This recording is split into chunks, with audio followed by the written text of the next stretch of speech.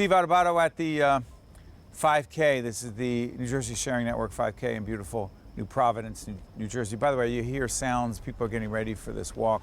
It's our pleasure to introduce Victor DeSanto, the father of transplant recipient Joe DeSanto. Now, how old is Joe now?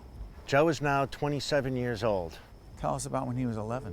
When he was 11 in 2005, he was diagnosed with dilated cardiomyopathy, an enlarged heart.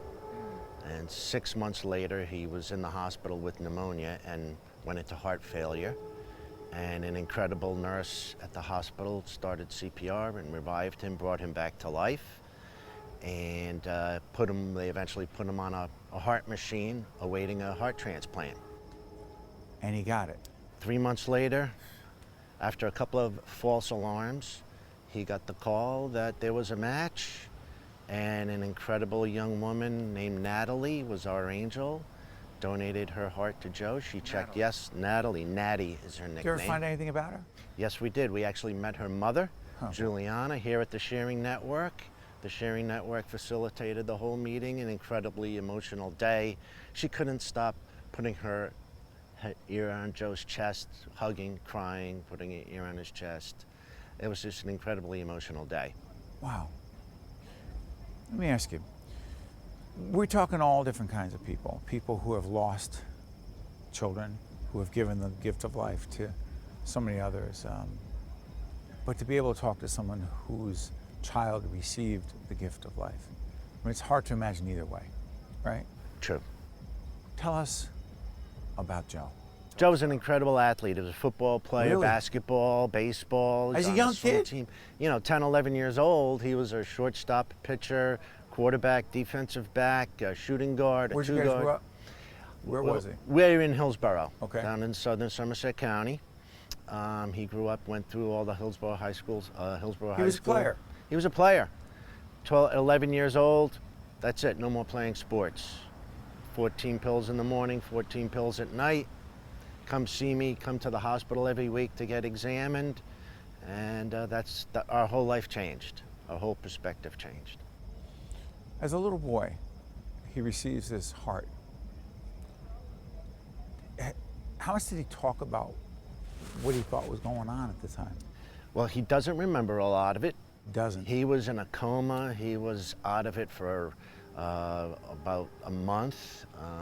It was very touch and go. A couple of times they told us, we're not sure he's going to survive. And he doesn't remember a lot of it. But he is extremely appreciative of the gift that Natalie gave him. Tell us about him now. He lives in Delaware. He graduated college, didn't miss any school. Graduated high school, graduated college on time, lives in Delaware. He's doing great. So this Team Liberty thing, I asked you about it before. What is Team Liberty? Why does it matter so much?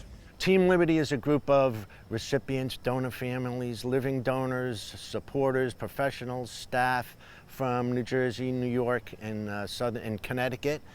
We come together every 2 years to attend the transplant games. It's a physical, festive event with competitions in all sorts of swimming, bowling, tennis, pickleball.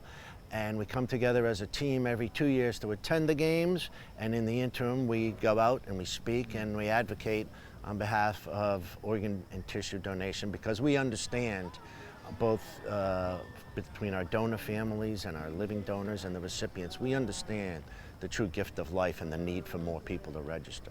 What's the message to everyone watching right now? The message is register to be an organ donor.